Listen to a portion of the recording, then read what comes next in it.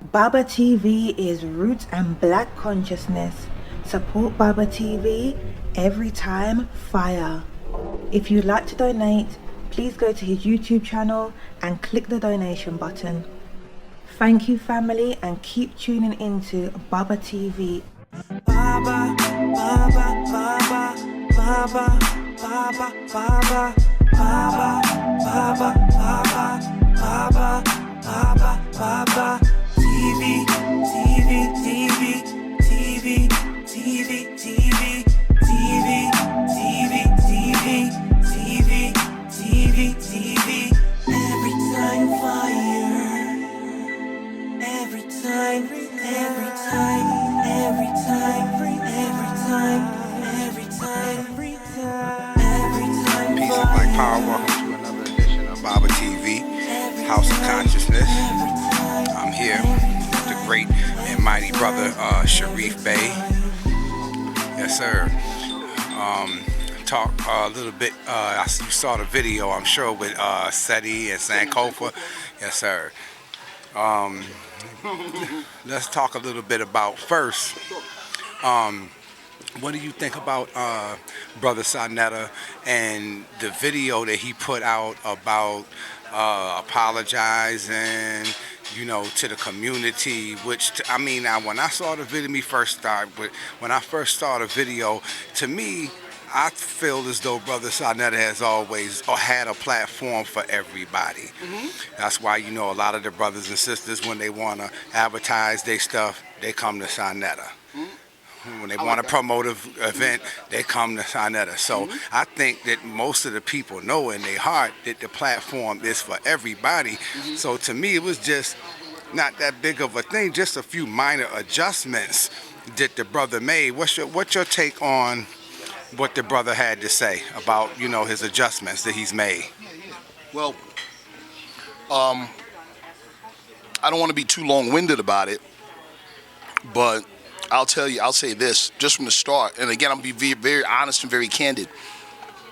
There's a large contingency of his audience that feels exactly how you feel. And there's also a segment of his audience that feels like that they're invited, they feel initially welcomed to Sanetta TV and to his platform, only to be ambushed or sideswiped. You see what I'm saying? So there's a great contingent of people that feel that way. They do. And so that's where the whole thing of people saying, you know what, he's going to chop and screw the video, or he's going to lose the video, or he's going to, and this is where the whole things about bias and stuff come in. Now, I'm going to tell you why my brothers and my comrades, that are Moorish Americans with Ali's men, I'm going to tell you why we don't beef about that. We don't cry or complain about the possibility or the issue of our brother Sanetta being biased. Some people say he's not biased. Some people say he is biased. We don't care one way or the other. He could be biased. You know why? It's his platform. You see what I'm saying? It's his platform. See, in America, we're all guaranteed the right to freedom of the press. Freedom of the press doesn't mean you get to say what you want on somebody else's platform. It means that it means you have the power and the self-determination to tell your own story. That's what it means. So, if you don't like what somebody else is telling about your story, tell your own story. You see what I'm saying? Put in the time, effort, energy, labor that Sanetta has put in all these years to build his platform, to build his audience, and to build his brand. Put the work in. But what do people do? Same thing with you with Baba TV. What do people do? They think they want to act as if you owe them camera time. You owe them this thing. You know what I mean? And you owe them preferential treatment. We don't play that. We don't expect that. Because freedom of the press means that's your press. Baba TV is your brand. If you want to be biased, be biased. It's your brand. If you want to promote a particular ideology, congratulations. You built a brand and you built a platform to do that. If I don't like that, what should I do? What I should do is build a brand and build a platform where I can push my ideology. I don't have to agree with yours. You see? But it's childish and infantile to try to force another man to agree with his idea in his home, on his brand, on his platform. You see what I'm saying? So I just wanted to get that out there first, right? So we don't complain about that. That's like, no, this is your platform. He put the time, effort, energy. You know, people don't look at cause, you just look at effect. Oh, Sinetta TV, Black News 102, Baba TV, it's there. They don't see the hundreds and hundreds and hundreds of hours of time, labor, effort to get it to what they see now. They don't appreciate it. You see what I'm saying? So that being said, I saw the video with Sinetta, and it's like something I had said to you earlier, right? Whether somebody agrees or not with your point of view, or no, let me take it back. Most people only get right when they're made to do so. You know what I'm saying? They only get right when they're made to do so. Few people get right on their own volition. You see what I'm saying? Few people answer positively to their own conviction, to their own conscience, right? Usually it's people that, what do? They're like, man, what I did to that dude was messed up. But you know what? So what? I don't care, right? Few people go, that was messed up. I need to fix that. That's a blessed dude right there, you know? So anybody that does that, salute, hats off to them, man. And I mean that. You know, Sinetta's got, his respect points went up. Not just with our people, you know, the people that I rock with, but just anybody in general that's real with themselves. They may not like his decision, but they gotta salute it. They gotta salute it. You see what I'm saying? Just that simple. And if they don't like it, they have to ask themselves why they don't like it. That's not his karma, that's their karma. You know what I mean? They gotta ask themselves, why won't you like it? You'll say, oh, well, yo, you was kicking that truth and now you stepping off the truth. No, let's be real. He was saying the things that you like. Those two aren't necessarily mutually exclusive. You see what I'm saying? That's it. So when he says really unbiased, I'm going to truly be unbiased, man, that means in his heart he knew he wasn't unbiased. You see? And he said, I'm going to fix that. He gets my respect. You know what I'm saying? Like, the respect points really went up. That's it. You know, so a real quest for knowledge, people. You need the kind of mindset that our brother Sinetta just displayed. The scientific method and applying the scientific method to research, study, whatever, demands that you start with a clean slate. No solid fixed expectation. You start with an hypothesis, an idea, a possibility. But in the back of your mind, you realize when you do the research, you might prove the hypothesis wrong. What a lot of people do now in the so-called conscious community under the guise of scholarship is that they come up with a preconceived notion and they take that to be the truth. And then they just hunt for corroborating points that support their point. That is the antithesis to the scientific method. That is not scientific. It is the opposite of scientific. Bottom line, what it means, you ain't got no guts and no discipline. Let me say that again. It means you have no guts and no discipline because you're scared of the possibility that your idea might be wrong. A real scholar researches knowing that his work could prove his idea wrong. He challenges himself. So, that being said, some of y'all might want to pick up this book right here. You might want to pick this book up. It'll change your life. It will change your life. Why? Because it will change your narrative about what you think your history was here in America. Get the book. I'm not going to tell you what's in it. Get the book. but it'll change a whole lot of things. Let's see if you got the guts. Let's see if you guys have the guts to challenge yourself and challenge your preconceived notions, because only that mindset leads to real scholarship. Simple.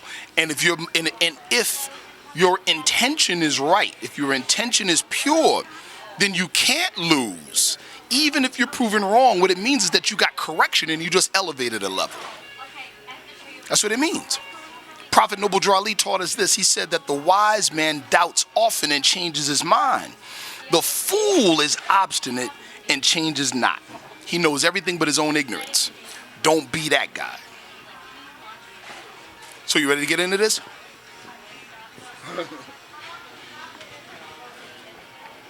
All right, Brother Sharif. Get into the meat and potatoes here. Go into the video. We was getting ready to touch on that with Sankofa and Seti.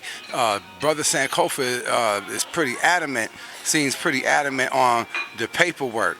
You know, the paperwork didn't, stop the crack cocaine from coming in the black community.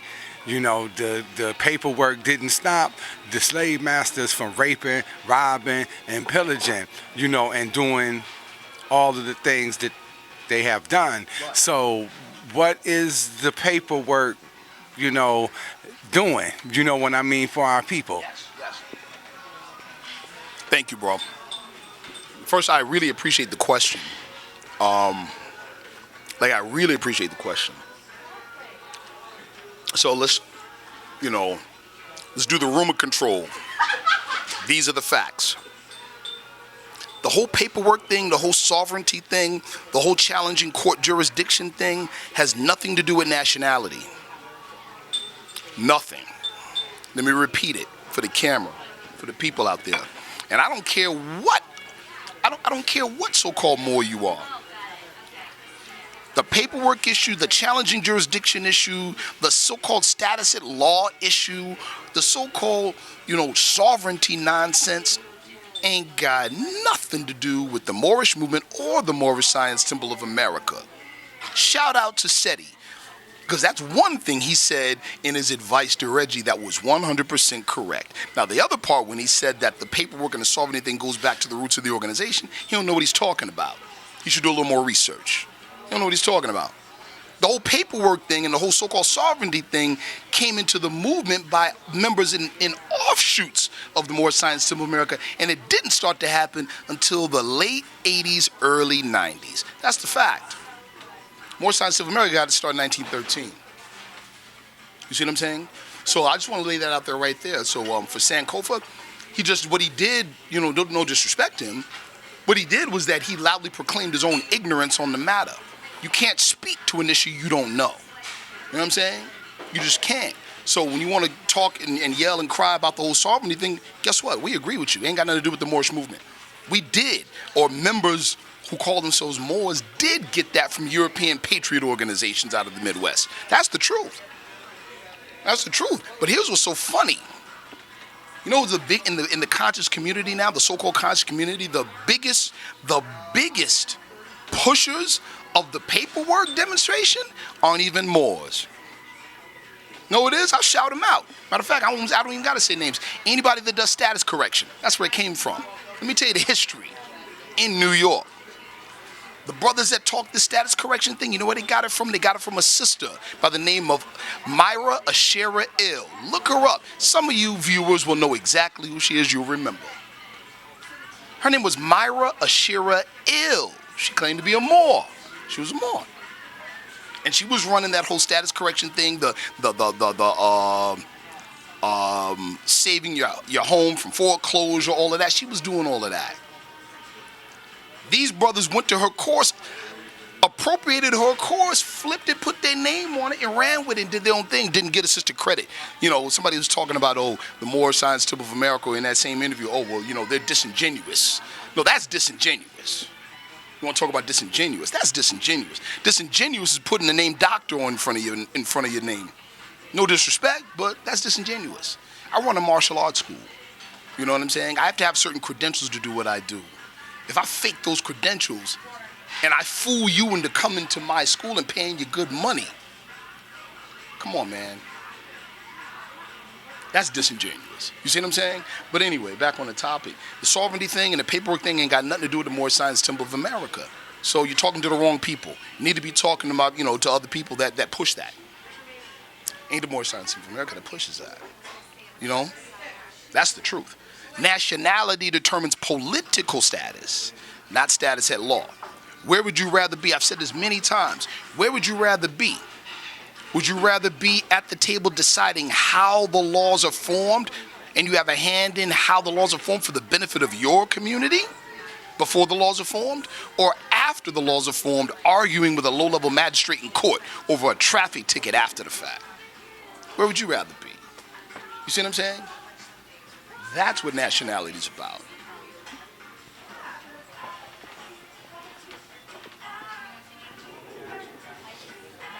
All right, Brother Sharif. Getting into this. All right, getting into this debate, dealing with religion. It seems Dr. Reggie is dealing with spirituality. To me, I'm seeing it's more like spirituality and logic. Do you think that religious people have been some of the worst examples to humanity? Well, good question.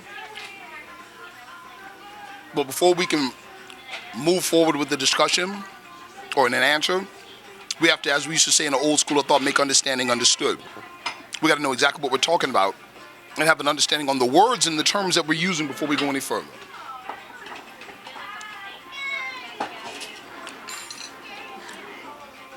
When we say religion versus spirituality, we have to define the difference. Right? Spirituality, people will say, is a connection between you and the divine part of yourself, or you and your creator. I can agree with that. I can get with that. Religion, they will say, is, it's an organized structure designed to blind people and to keep people enslaved. No. It's not what religion is. The word religion comes from the Latin. I'm sure people have heard it. Re and legere. Re meaning to do again. Legere meaning to tie or bind. Not tie or bind you down again.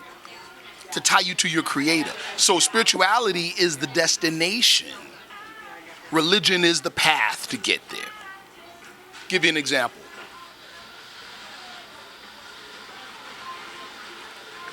What year were you born, bro? 68. What date? You don't have to say. But you have a particular birth date, right? Sometime before that, your parents met. Right? Your father walks by your mom. They both get the twinkle in their eye. They both have the same idea, the same thought, right? But one of them or both of them are scared to take it a step further. So what happens? They pass each other in the day. That's spirituality. Without the work to put it on the ground is just a good idea. You would have just been what? A good idea. Had your parents just kept it moving, right? So religion is how you obtain spirituality. I don't care what you want to call it. Whatever practice you put into play to obtain and maintain your connection to the divine is religion, by definition of the word. Now people say, oh yeah, but millions of people have been killed under the name of organized religion, blah, blah, blah, blah, blah. First of all, okay, there's been people, yeah. But the number one, no, not even close. Don't believe that lie. Two, I know hundreds and hundreds and we got a gun problem here in Syracuse, don't we? Don't we? No, we don't got a gun problem here. We got a stupid Negro problem here. That's what we got. They just happen to have guns. Guns don't jump up and fly around and kill people. Right? Right? They don't. I know people that got beaten to death with baseball bats. Do you see anybody banning baseball bats? Do you see anybody saying baseball bats are bad because they kill people? So many people done got bashed in their heads, got their brains bashed out by baseball bats. But we know it's happened lots, don't we? Why is nobody saying anything about baseball? Because they're not applying the same common sense and logic. That makes common sense. That makes sense. But they don't realize that books don't fly around and jump in people's head and make them smart. Religion is an organized structure, like school, like your job. That's what it is. It don't do nothing. People do things. You see what I'm saying? People want to blame a structure, a dead, lifeless structure that has no life in it except the life you put in it when you go in it. You're crazy. I don't blame religion, man. People need to grow up. You see what I'm saying? It's a system. It doesn't do anything. People do something with it. Now, can organized religion be used to mislead people? Of course. Of course. But you know how they say you can't fool an honest person? If I can read my Bible, and it says in my Bible, even in the tricked up versions, a lot of them are tricked up, the kingdom of God is in you. The end. But nobody wants the responsibility. Let's be real. Oh, I'm God. Okay. Okay. You mean to tell me God can't get a job? Oh, I'm God. You mean to tell me God still lives in his family's attic? Oh, I'm God.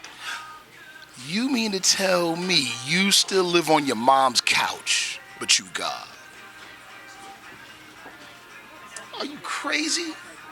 You see my point, right? Now, I'll make another point. People can say what they want about organized religion. I'm not going to sit here and defend it. I don't got to do that. I'll never defend organized religion. I definitely don't have to defend my own. I ain't got to defend my own, right? But let's look at a few statistics. People will say, well, anybody that's in organized religion is blind. They ain't conscious. They blind. They stupid, right? But you know what? There's a much higher percentage of them men that take care of their families,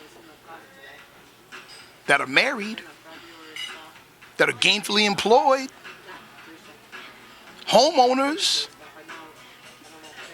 I know a whole bunch of so-called conscious people that are gods and goddesses and ain't got two nickels to rub together.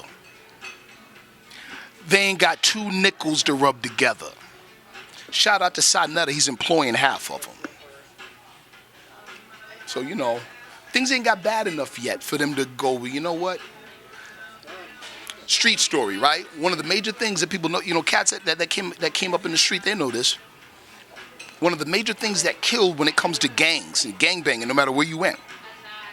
One of the major things that killed the game when it comes to gangbanging was the dope man. He was like the Rothschilds of the street. What did he do? Fund both sides. Yeah, you got principles, but you broke. I got that work. What's good? Now both sides, B's and C's, answer to the poppy. You see what I'm saying? You guys had a nerve. You guys got some nerve.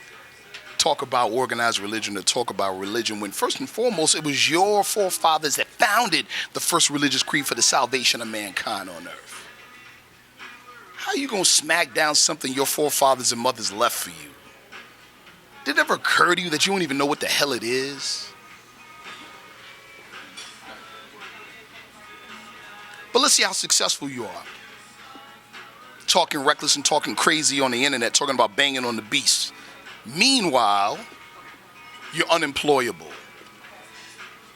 Meanwhile, can't keep a steady relationship. Meanwhile, ain't got no principles, no discipline. I mean, I could go in forever on that whole thing. You know what I'm saying? I could. But, you know, but to the point, are there methodologies of teaching and actual structures in certain religious organizations that are oppressive? Yes. Yes. Yes. But can you read? Can you read?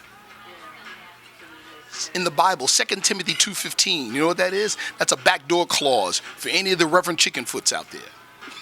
It's a backdoor clause. Know what it says? 2 Timothy 2:15. Study to show thyself approved unto God, a workman that needeth not to be ashamed, rightly dividing the word of truth. In other words, know what the hell you're talking about. Because best believe, if there was such a thing as that judgment day that they teach about, best believe ain't nobody, I don't care what they say, ain't nobody standing up in front of going, wait a minute. Oh, he got eternity in hell? I'll take 50% of that for him. It's not happening.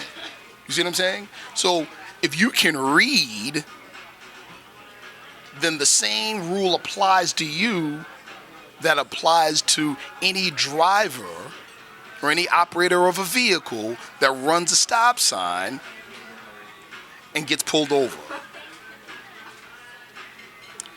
I didn't know. What does the cop say?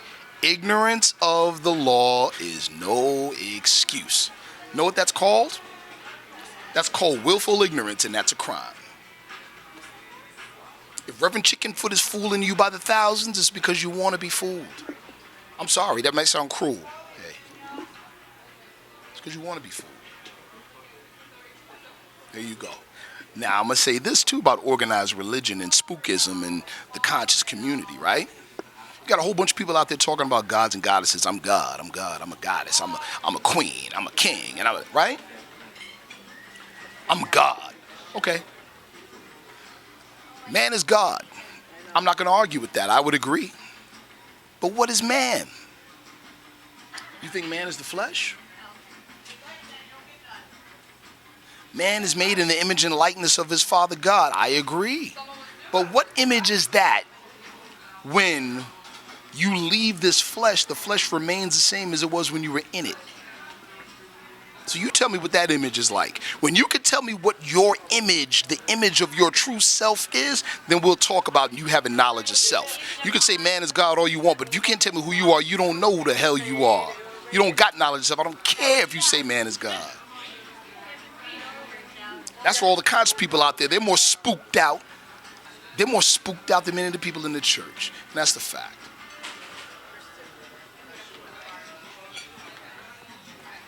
Brother Sharif, getting into this debate, defending your belief, do you think that you are being driven more by your feelings than by the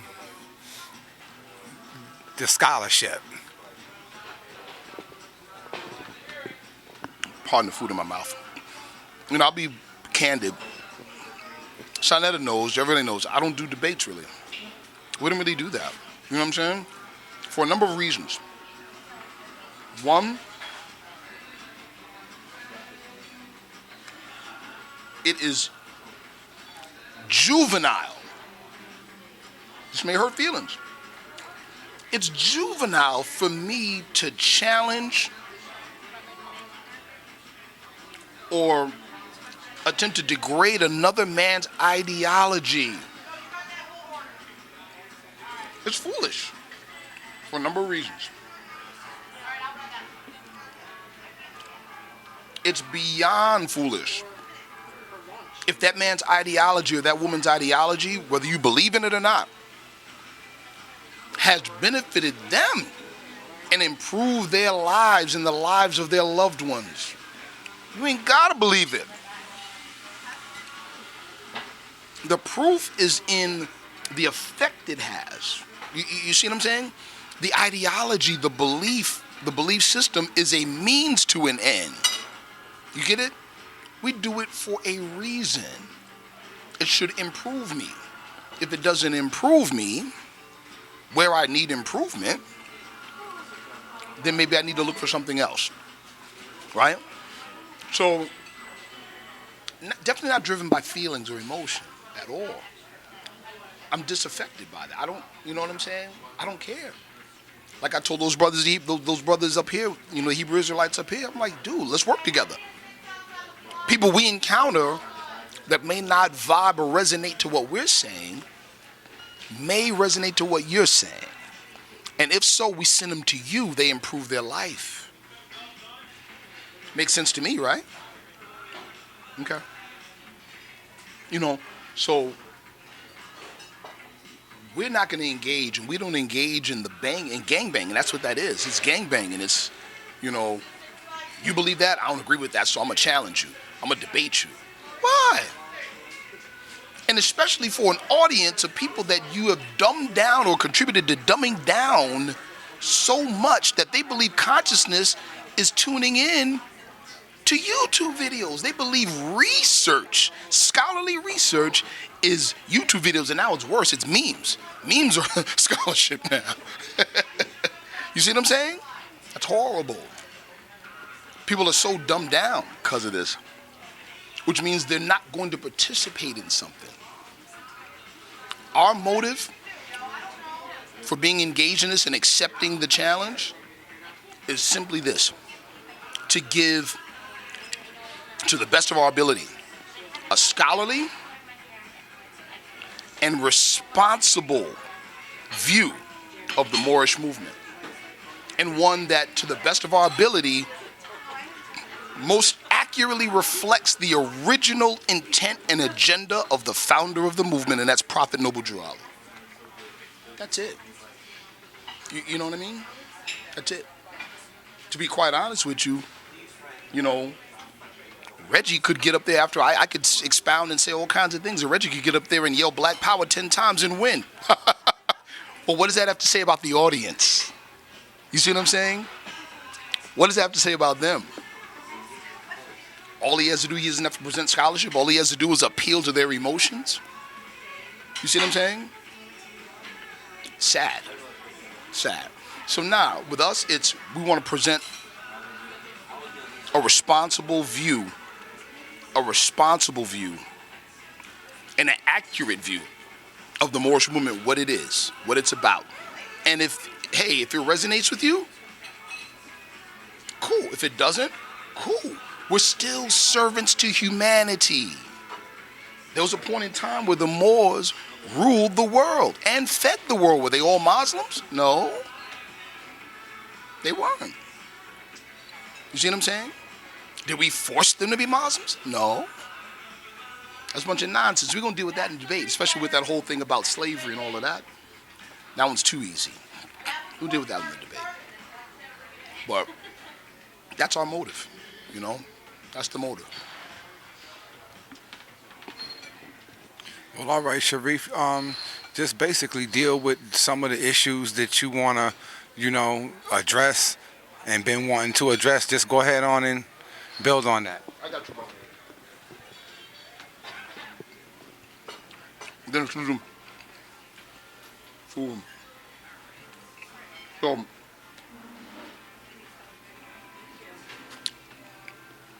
let's talk about the plagiarism thing.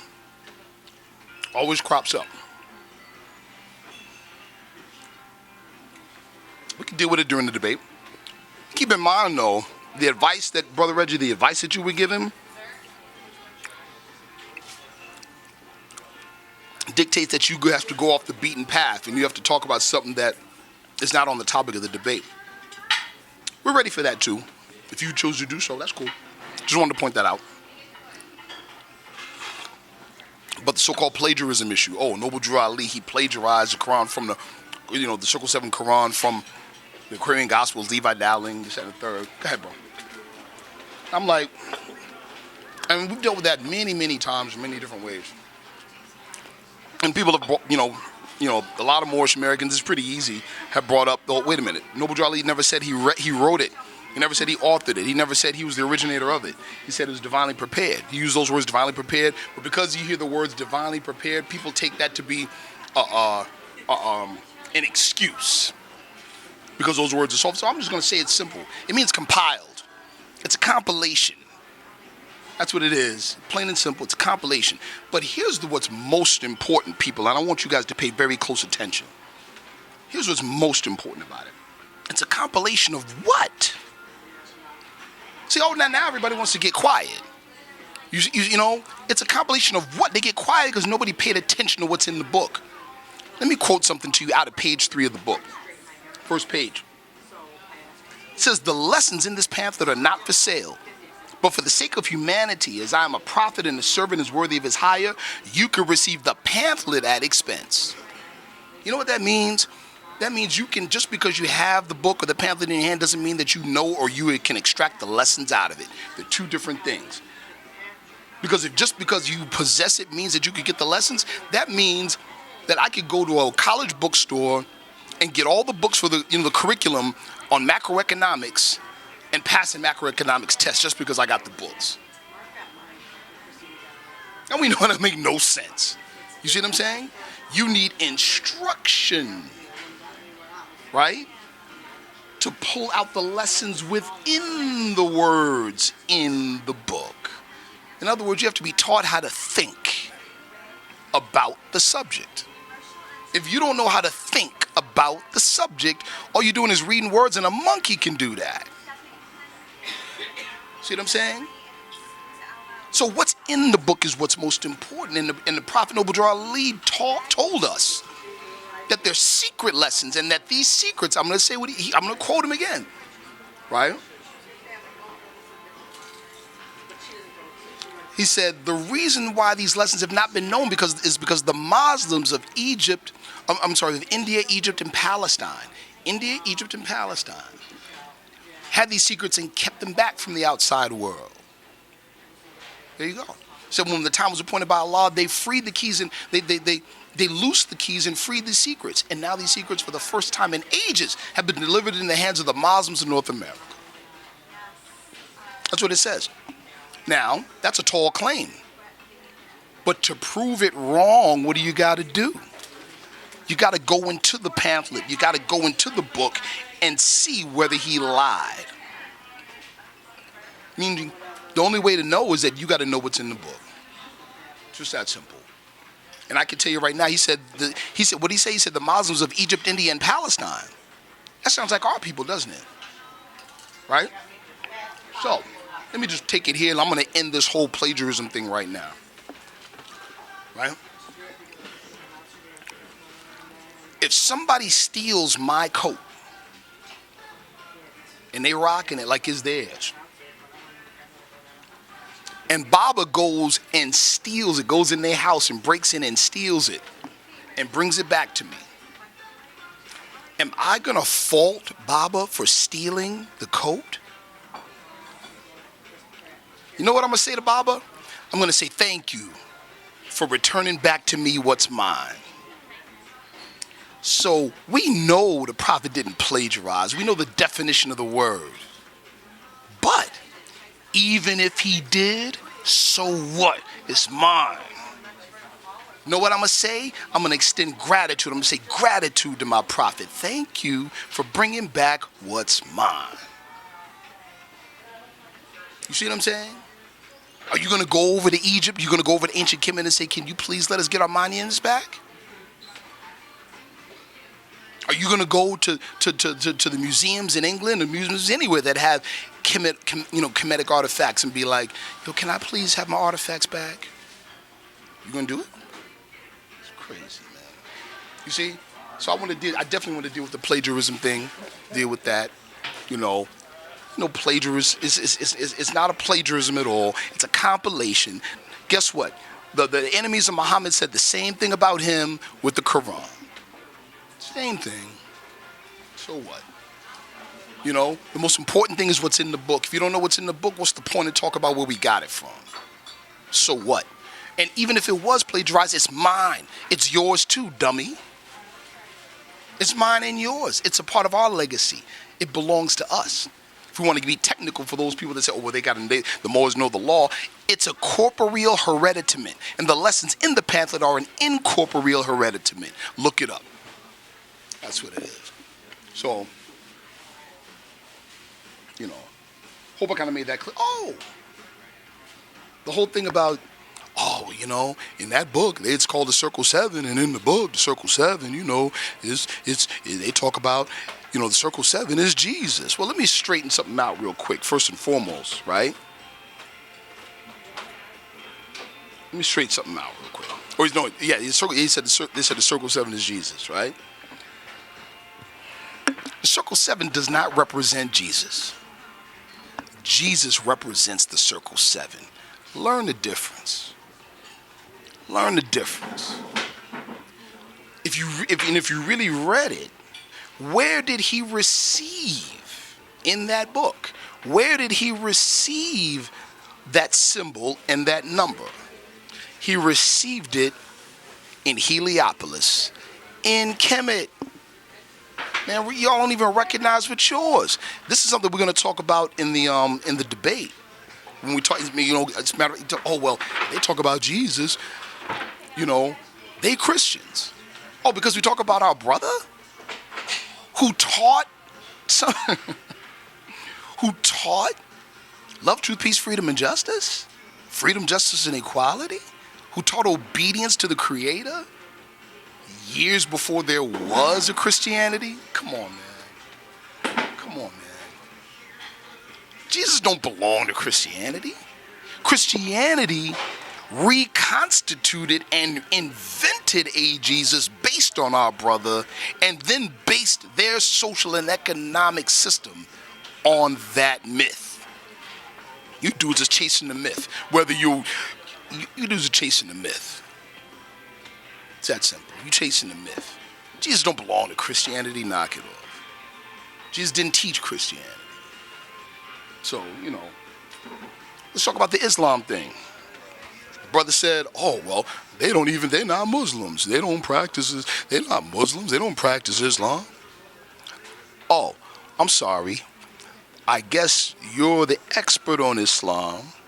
And as the expert on Islam, you must be a follower of those same pale Arabs that you don't like so much. Because if we don't, according to you and some of your cronies, if we don't practice the way the pale Arabs do, then we not Muslims. We're going to demonstrate in the debate, bro, that Islam is also one of our stolen legacies. That's it. Was it bleached out, reconstituted like Christianity? Sure was. Sure was. So, if you're judging our practice of Islam by what you see the pale Arabs do today, you're spooky and you're shallow, because that complexion of Islam didn't become prevalent in the world till after the 1920s. The 1930s, actually, with the rise of Wahhabism, with the founding of Saudi Arabia, which started in 1926. What was the complexion of Islam at that time? Especially in America, what was the prevalent complexion? The prevalent complexion was Islam as viewed by our brothers in India. So that's why when the brother said, oh, well, you know what? He had the Swami suit on. No. That's how Muslims dressed in 1928. And the whole thing with the Fez, shout out to my brother Ishmael Bey in Raw Squad. He did that years ago, and it's still up. He did an excellent video saying that the Fez came from Egypt. So, not Turkey. Came through Turkey. There's so many different things I could touch on. You know what I'm saying? But, you know, cats need to get their scholarship up. That's all. Some people have tinfoil daggers. You know what I'm saying? You know, the occultism thing. Yeah, let's talk about that. Right? The word occultist means hidden. That's all it means. It means hidden.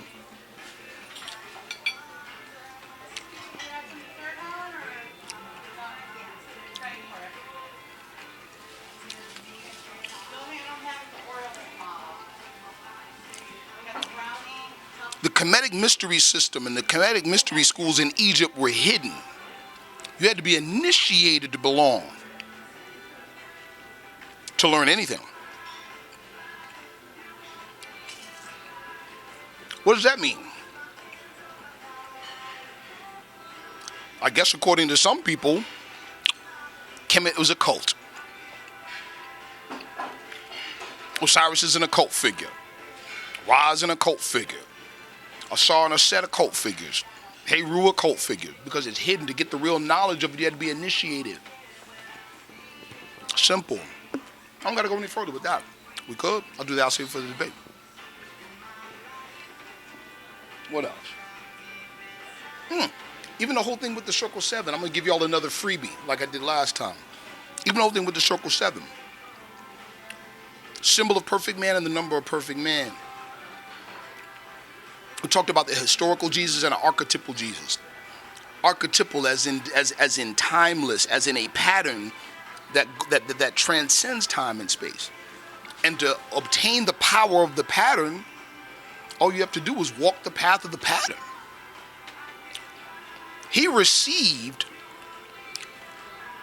Jesus received the symbol of the circle and the seven from the priesthood in ancient Kemet.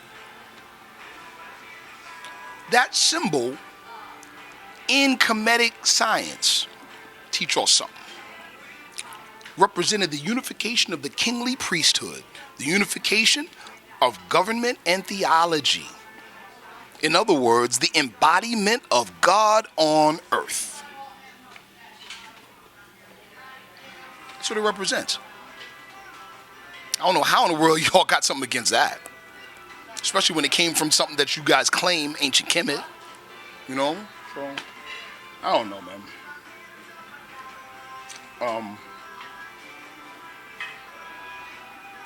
I don't know. I don't know what else to say about that. But that's just dealing with some of the things I remember in the video with the advice given to, given to Reggie. Good try. Hopefully,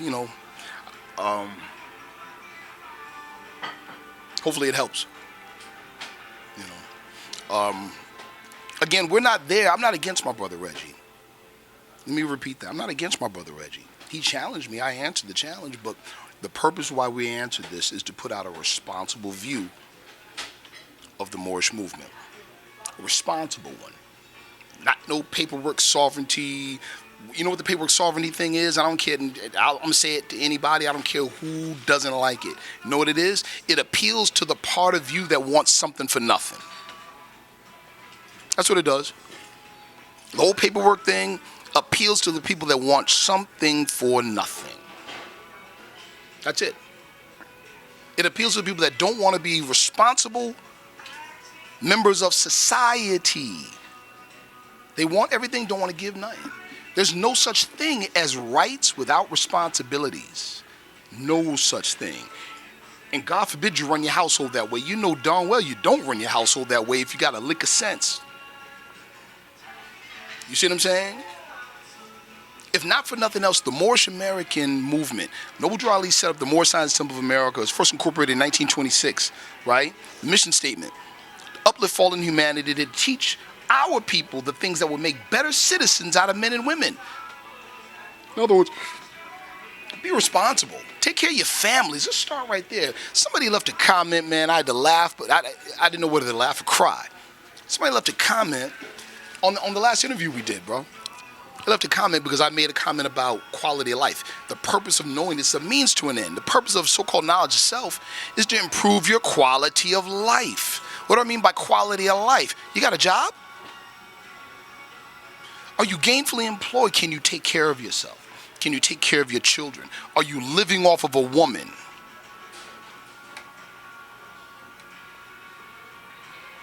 Are you a benefit or a detriment to your community? Do they even know your name outside of the police blotter? You see what I'm saying? So some brother, God bless him, he was like, I don't learn knowledge of self to improve my quality of life. I learn it to bang on the beast. Let me teach you something about warfare, brother. One of the most effective ways of winning a war and defeating an enemy is cutting off his supply line and logistics. I cut your supply line off, I just murdered your will to fight because you can't eat. You can't take care of your injured and your casualties. I kill your logistics, you get no information. And I ain't got to fire one bullet. Figure that out. So let's translate that to our present condition, right? You want to get on the internet because let's best believe, let's just be real with ourselves. You ain't going nowhere else to so-called bang on the beast. You on the internet, my dude, talking reckless on Facebook and YouTube. It's about as far as it goes. And then you go home to what? You go home to what? You dodge bullets in your own hood. Some of you dudes gotta wait for wifey to come home so she'll let you in because you ain't even got no keys. Come on, man, keep it real with yourself. But you banging on the beast with this information. Tell you a little story.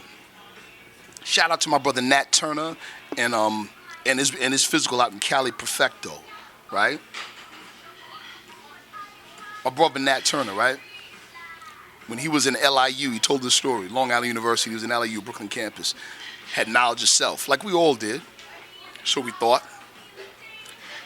And he was like, yo, in the classes, bombing the professors back and forth, bombing them back to the Stone Age, because he had knowledge of self. He had real history. He had real science, bombing them, to the point where they couldn't even say anything. It's like, yeah, you got that. But at the end of the day, what happened? He went back to the dorm room a student. They went home a professor, and they came back the next day and did it all over again. All that knowledge did what? You see you see my point? Crazy. How people need to grow up. People are messed up, man. They need to grow up. You know? They need to grow up. What's happened, sadly, with YouTube, the internet, social media, is that it's become, for the conscious community, it's become the wine bottle. It's become the new drug. They can trick themselves because they can run their mouth and get crazy, right, on the internet, that they're actually doing something to feel powerful, right? And the condition hasn't changed. You don't got no more money in your pocket. You know what I'm saying? No more money in your pocket. Your relationship's not better. You want to talk about nation building, right? The microcosm of the nation is the community, and the microcosm of the community is the family, and the microcosm of the family is the relationship that binds man and woman. That's what it is. You want to talk about nation building, man? How about repairing the relationship with your baby's mama and vice versa, women? Because like Sister Shahrazad Ali said, our condition's so bad, we ain't got the luxury of being pissed off at each other. That's a choice. It's a luxury that we don't enjoy, that we don't have. We don't have that luxury. That's just the truth. You see what I'm saying? So, yo, bad shape, man. Bad shape. Bad shape. You know, the purpose of this stuff, the purpose of consciousness, if not anything else, it's to do what? It's to compel us to remember the relation that binds us, you and me, to love and unity, and prefer not a stranger to my own blood. If we don't feel that way about each other, then we are fooling ourselves, man.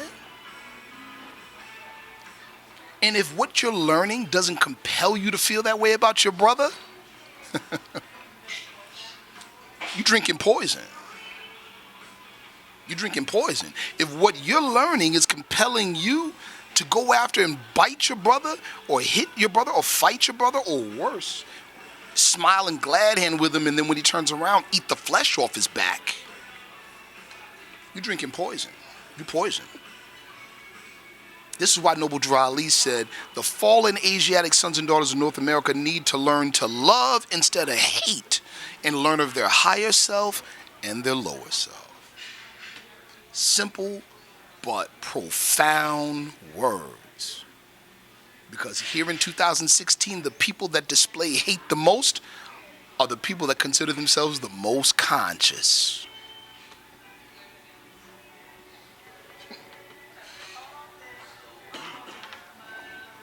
Well, Brother Sharif, it's getting late there, brother. So if you don't have any last thoughts or things that you wanted to say, I'm going to end it right here. First, once again, I want to give honors to Brother Shanetta and Shanetta TV. I want to give honors to Baba TV. definitely want to give honors to Shaneto for that video. It took a lot, bro. I respect it. I want to give a shout out and give high honors and a high Islam to Ali's men, all my comrades and Ali's men, the members of the Moorish Science Temple of America, the Foundation for Islam in America, and the foundation organization that restored our lost legacy, which was Islamism and nationality, to our people here.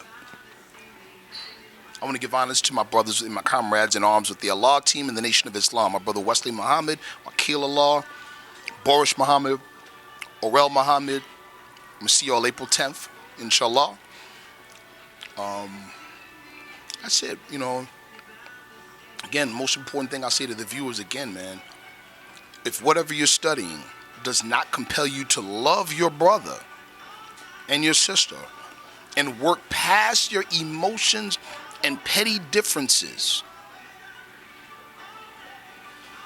to build the relationship between men and women, the relationship of the family, to rebuild it, restore it, the community, because right now we don't have communities, we just have concentration camps without fences. If it ain't doing that, matter of fact, if it ain't putting money in your pocket, word is bond. My membership in the Moorish Science Temple of America makes me money, and not off of somebody else. Word is bond. You want to know how? Come up to Syracuse, walk with us for a day. You'll see for yourself. Talk to any real member of the Moorish Science Temple of America. You see for yourself. Any of y'all need a job? Come to Syracuse. Word is bond. Peace.